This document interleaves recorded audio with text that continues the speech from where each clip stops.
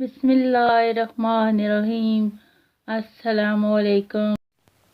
جو شخص رات بھر بیمار رہا اور صبر کر کے اللہ تعالیٰ کی رضا کا طالب ہوا تو وہ شخص گناہوں سے ایسے پاک ہو جائے گا جیسے کہ اپنی پیدائش کے وقت تھا۔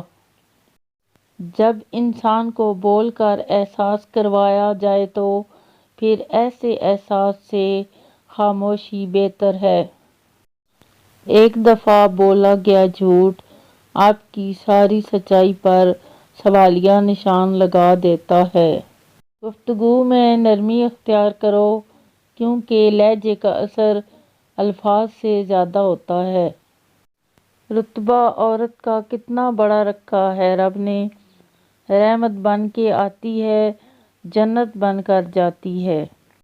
کسی کے ساتھ پیار سے مذاق ضرور کرو مگر کبھی کسی کے ساتھ مذاق سے پیار نہ کرنا۔ خوبیاں اتنی تو نہیں کہ کسی کے دل میں گھر بنا سکیں لیکن کچھ ایسے پل ضرور چھوڑ جائیں گے کہ بھولنا آسان نہ ہوگا۔ اچھے کے ساتھ اچھے رہو لیکن برے کے لیے برے مت بنو کیونکہ تم پانی سے خون صاف کر سکتے ہو پر خون سے خون نہیں۔ غم کسی طرح کا بھی ہو ہر انسان کے آنسو ایک جیسے ہی ہوتے ہیں۔ زندگی میں بہترین رشتہ وہی ہے جہاں ناراضگی کے بعد معمولی سی مسکراہٹ اور معذرت سے زندگی پہلے جیسی ہو جائے۔